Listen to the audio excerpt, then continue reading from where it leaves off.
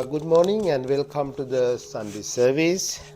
This morning, as usually, we're going to do the meditation first, then after that, Dhamma talk, and the question and answer, and the chanting, the last item. Our speaker today, Reverend Kshanti, he's going to lead the meditation and Dhamma talk both right now. Thank you, Bhante. This is the loving kindness meditation on page 11 in the chant book. And it's a bit more elaborate than we've been doing the last several weeks, and you'll see why I'm doing it today when I give my talk. So, to begin, take a few deep breaths, relax, clear your mind. You can close your eyes if you wish. And we'll now practice loving kindness. And start with yourself. May I be well and happy, peaceful and free from suffering. May no harm come to me. May no difficulties come to me. May no problems come to me. May I always find fulfillment. May I also have the patience, courage, understanding, and determination to meet and overcome the inevitable difficulties, problems, and failures in life. May all my teachers, may all my Dharma teachers, may all my parents, brothers, sisters, friends, and relatives, may they be well and happy, peaceful and free from suffering. May no harm come to them. May no difficulties come to them. May no problems come to them. May they always find fulfillment. May I also have the patience, courage, understanding, and determination to meet and overcome the inevitable difficulties, problems, and failures in life. May those I meet and have a casual relationship, may they be well and happy, peaceful and free from suffering. May no harm come to them, may no difficulties come to them, may no problems come to them.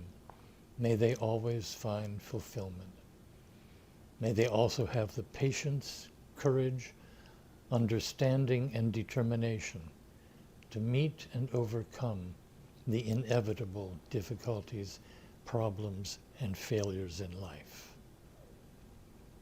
And may my enemies, may they be well and happy, peaceful and free from suffering. May no harm come to them, may no difficulties come to them, may no problems come to them. May they always find fulfillment. May they also have the patience, courage, understanding, and determination to meet and overcome the inevitable difficulties, problems, and failures in life. May all beings arisen in these realms, either with form or without, with consciousness or without, may they be well and happy, peaceful and free from suffering.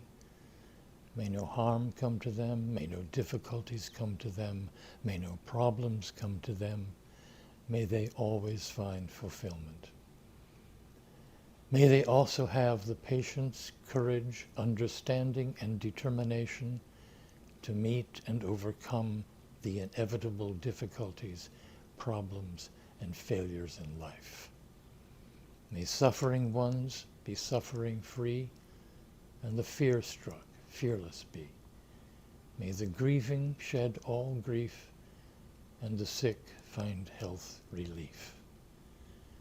And we'll continue the meditation if you want to focus on a particular person and send metta, your compassion, to them. And we'll continue the meditation until you hear the bell.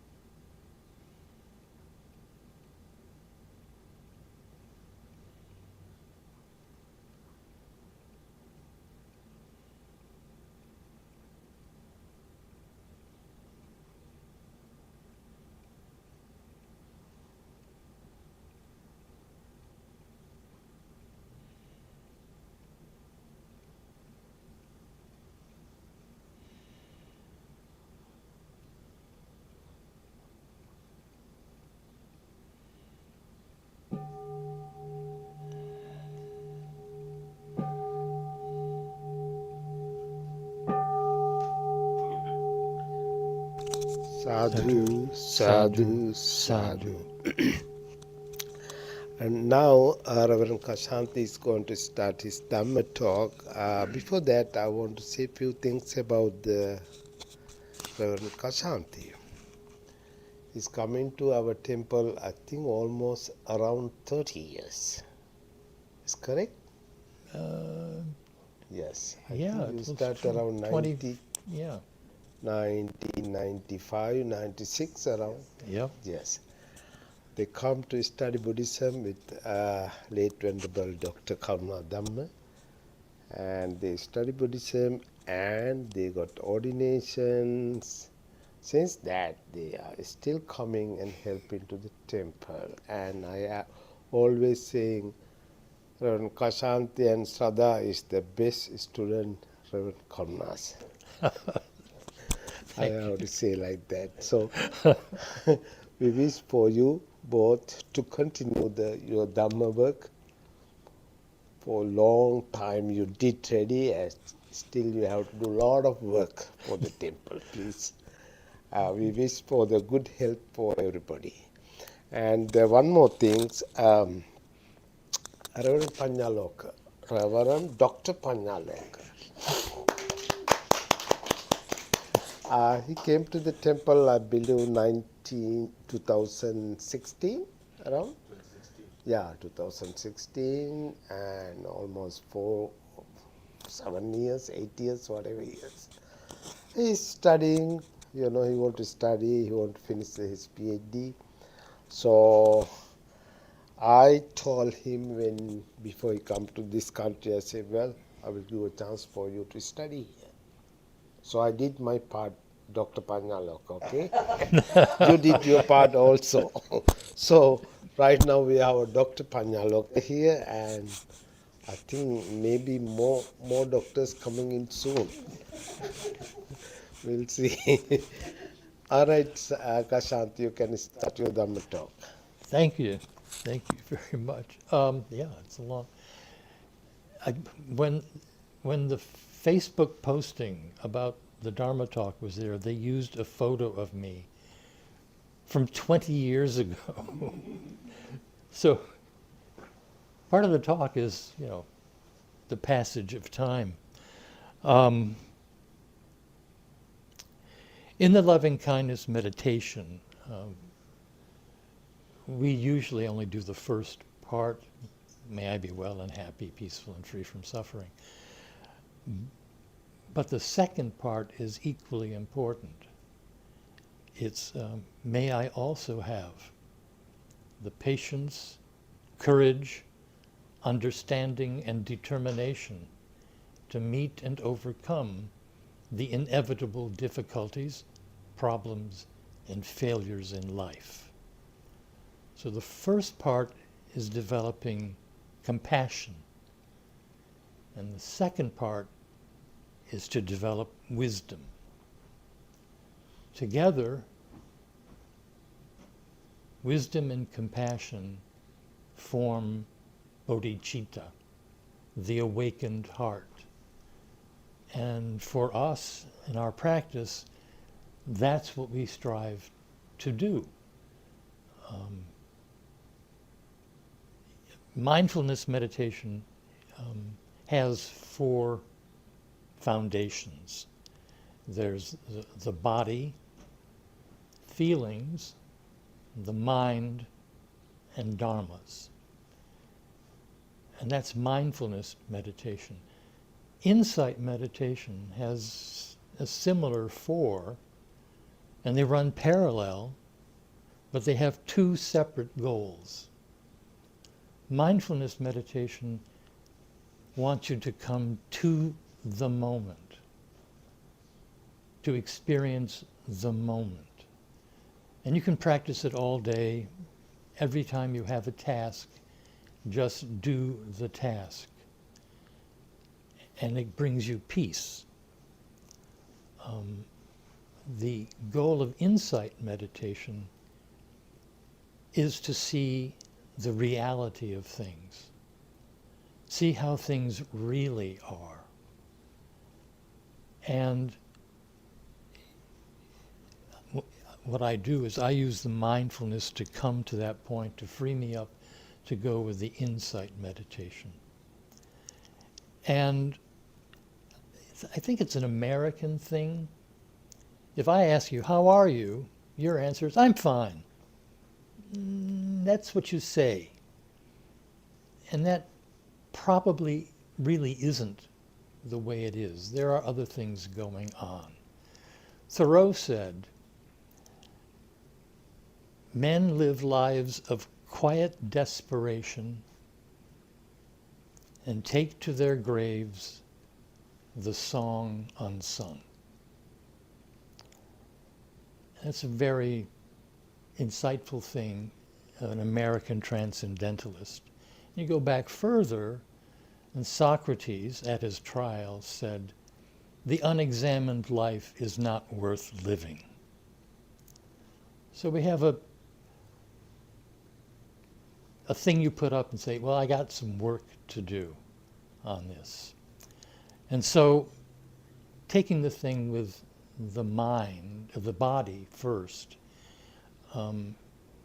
one practice is to just scan the body, to spend some time looking at each part of your body and sense what's going on. And you just leave it there and accept it and realize, well, that's what it is. And I've had a couple major instances where I wasn't paying attention to my body. Way back in New York, I was working at the Philharmonic, and it was a very stressful period. But I was okay. I was doing it until I find myself crossing the street and having an incredible spasm in my back that brought me to my knees. And I went to my doctor, and he said, well, you've been carrying a lot of stress, and you have dislocated 2 of your ribs. And he put them back together and put me on Valium and said, just go about your business. And then more recently, my mother was in her final illness. And there were a lot of things to take care of. In America, you have a lot of paperwork and a lot of things. Dying is not really just dying. It's a whole bureaucratic thing. And I was taking care of it, most of it, for my brother. And I thought, this is fine. I can do this. This is just what I did all my life, paperwork and dealing with bureaucracy. Fine, I'm okay. Until I found myself in the emergency room with a blood pressure of 192 and not coming down. I wasn't listening to my body. I wasn't looking and seeing what was going on.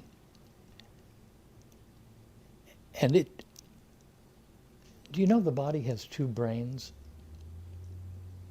It has the brain, and it has the belly brain. And it affects what's going down on the belly, will affect your mood, your whatever. And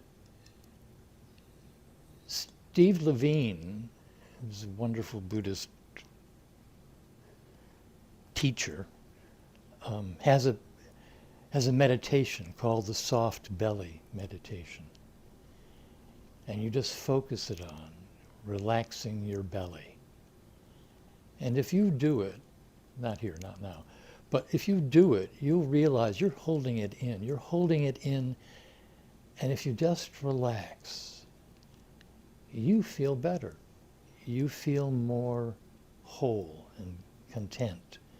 So listen to your belly and listen to your brain to find out what's really happening with you.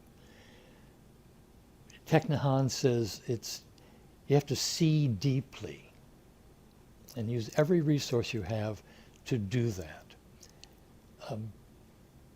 The next thing is feelings. Check in with yourself. What am I feeling? They use it in therapy. When they start a session, it's like, what are you feeling?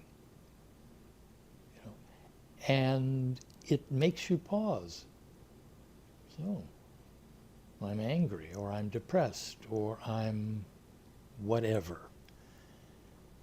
And the important thing is to recognize it and then to accept it.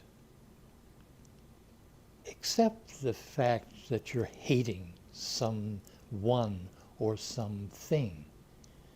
If you repress, I'm not feeling that, no, then you're just compressing it in and keeping yourself from seeing what is really going on. Because it's not just that.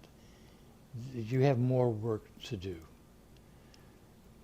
You've got your feelings, you've acknowledged those feelings, accepted them, owned them.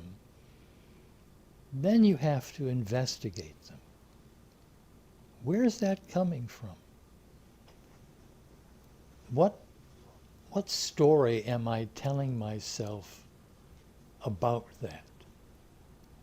And you just see, oh, I'm upset because they're like I am in certain situations, or I'm upset because they're not doing what I think they could do for themselves. And I've been in sessions where someone complains bitterly about how their parents treated them. And I'm thinking, you're 80. You're still holding on to this? I still hold on to stuff that my parents did. But you have to spend some time thinking about that, investigating it, saying, well, it's a story. It's not real anymore. It's in the past. It's not what my current condition is. It's just something that's holding me on. I'm holding on to this. I'm holding it on to because I'm used to it. I feel comfortable with knowing, with feeling used to it. And the thing is, you have to face that, step into that, and realize it really isn't anything. It's gone. You have now. This is what you are now. This is the way things are now. And you can do that in every part of your life. Going back to the body, not just feeling. That picture of me from 20 years ago, that's 20 years ago. This is my face now. The wrinkles and the creases and the stuff. And I think I earned them. I mean, whatever I've been through, I've earned this. And I have to accept it. Unlike, I have a friend that did discover Botox. And he said, well, I have to use it for work. I have to look young and vibrant. Well, he's retired now. That Botox is still, every couple weeks. And it's like, just give it up. You're handsome. Just, maybe a few wrinkles would be good for you. But we have to, as I've gotten older, I've watched things that kind of fold away. The strength that I used to have, the flexibility that I used to have, the things that are going inside, they're not doing as well. But if you accept it, well, that's as far, this is what it is now. Like the remembrances, which are great to, chant to yourself. I will get old. I will get sick. I will die. I will lose everything I love. And I only have what I did. with intention? How did I intentionally live? And sometimes that's good stuff, and you can take some skill. I did that skillfully. But you also have to own the unskillful stuff, the things that you did that you regret. Believe me, if you just accept that, say, yeah, I did that. It wasn't very skillful. That makes it much easier to go on with your life. You know, if I'd done this, maybe I'd have been more successful. But I didn't do that. I took this path. And this is where I am, and it's just fine. So that's my path to develop the wisdom part. And it may be too grand a word for where I am, but it's part of my practice, to practice compassion, to develop wisdom, to see deeply into things, and to see how they really are while living in this moment. So, thank you. Thank you. And now I'm going to ask, oh, there's actually a question. Usually there's a long silence. Okay, yes. Thank you very much. That was amazing. Thank- I always wonder in the loving kindness meditation, and I know the fact that you say the first one is about compassion, the second part is about wisdom. And in here it says patience, courage, understanding, and determination.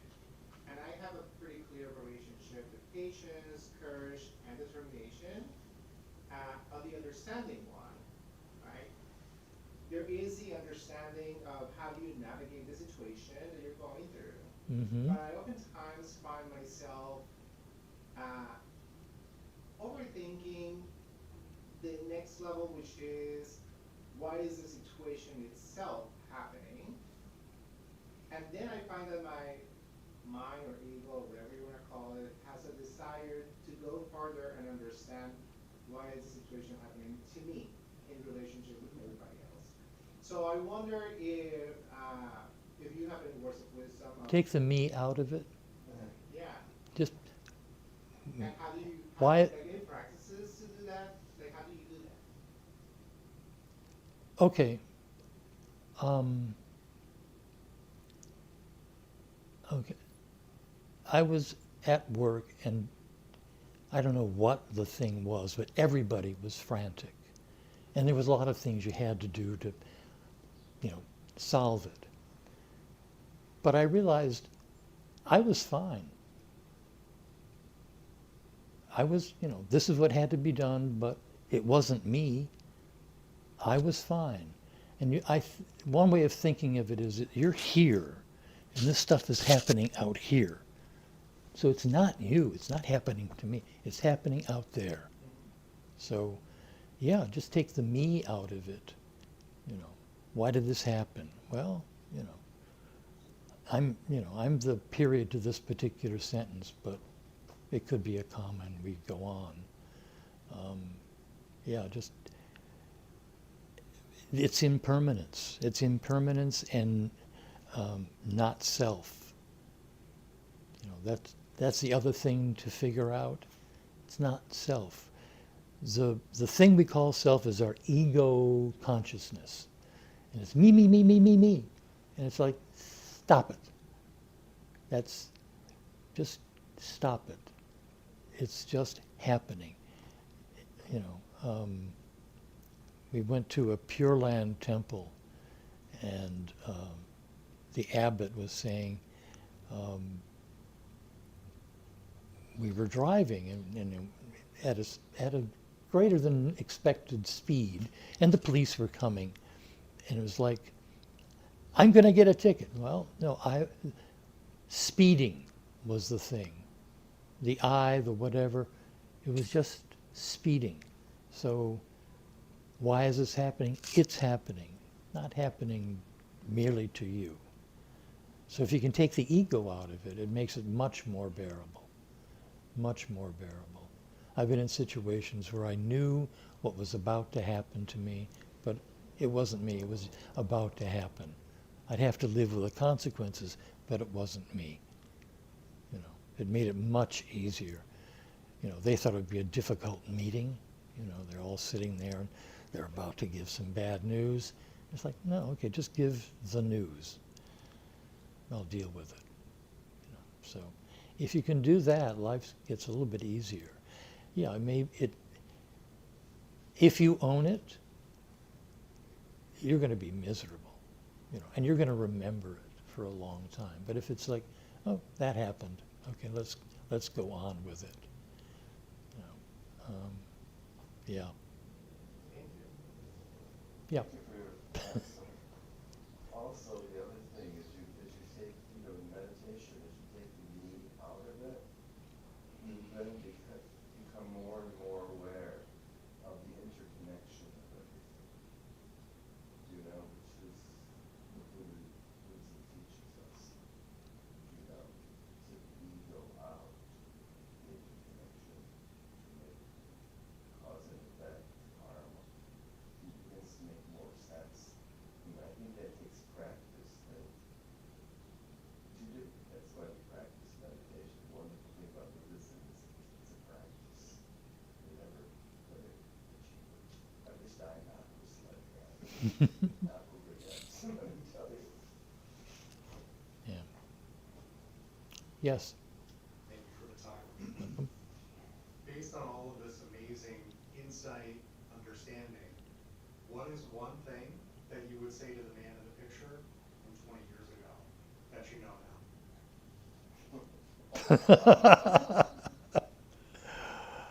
now? It'll be interesting what you're about to go through.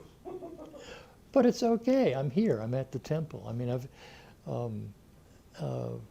when we were just about to be ordained, Reverend Kuna brought in Reverend Ratanasara, who's a wonderful teacher. And he said to us, are you sure you want to do this? Because it's going to change you. And, it is going to be a change. And we all accepted that. And I realized in my business career, it had changed me. There were a whole different set of priorities. There was a whole different attitude toward it. I accepted the impermanence I accepted, it's true, we're suffering, but it was the unpleasantness of it. Because it wasn't me. It was, that little image I had, that was taking all of it. I was fine.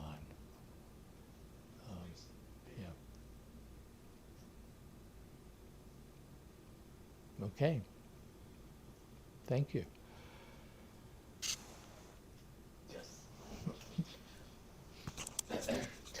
Thank you, Kshanti.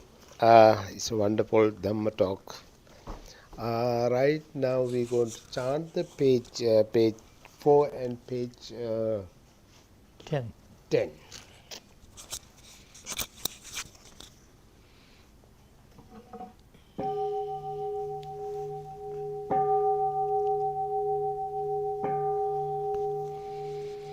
Namo tassa bhagavato arahato samma sambuddhassa. Namo tassa bhagavato arahato samma sambuddhassa. Namo tassa bhagavato arahato samma sambuddhassa. Buddham saranam gacchami. Dhammam saranam gacchami. Sangam saranam gacchami. Sentient beings are numberless. I vow to save them all. Deluding passions are inexhaustible. I vow to end them all. Dharma gates are limitless. I vow to study them all. Buddha's way is supreme. I vow to attain it. May suffering ones be suffering free, and the fear-struck fearless be. May the grieving shed all grief, and the sick find health relief. When ye do kung adu ukfoka unyate nyadang du chunga shange ai kung tan fat dao. When he do kung adu ukfoka unyate nyadang du chunga shange ai kung tan fat dao. When ye do kung adu okak unyate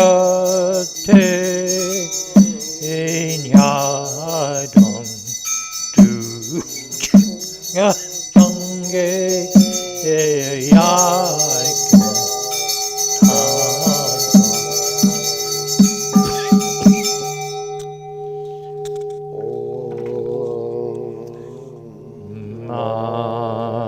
Mani Padme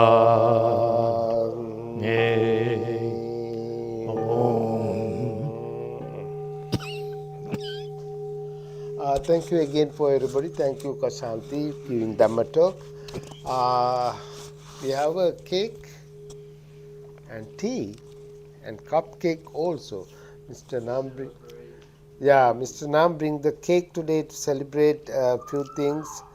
One thing is it is a Sri Lankan New Year today and actually yesterday, and so he bring the cake for that reason, and to the Dr. Panyaloka. Yes. So to celebrate also, please Chansara, go and make tea and bring the cake. We can celebrate also, and next Sunday our Dhamma teacher Stephen Subodha is going to give a Dhamma talk. I think the last Sunday of this month, I hope Sanatha Vihari is going to give a Dhamma talk here. We are not confirmed 100% right now. He's back in the LA. We call Mexican American monks. He is very popular these days around the world. He was 3-4 months, I believe, Vietnam and Cambodia, Thailand, different places, and back here right now. So he's going to give a Dhamma talk. Unofficially, we invite Reddy, so we're going to confirm. So that's the program right now. Again, thanks for coming here and bringing the cake and everything, Mr. Nam. Mr. Nam's niece are here. You're welcome to LA and welcome to our temple also. So just have a tea and cake and celebrate everything. It's a good day. It's almost raining. Yes. Mr. Ben brings some cookies, cupcake, whatever. Cupcakes. Everybody's bringing so many things today. Ram has something to say? Like this, when we need some Dhamma. Oh, okay.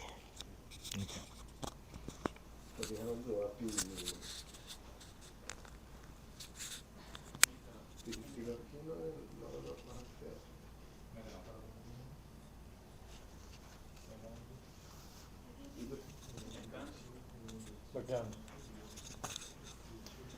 May you be well and happy, peaceful and free from suffering. Sadhu, sadhu, sadhu.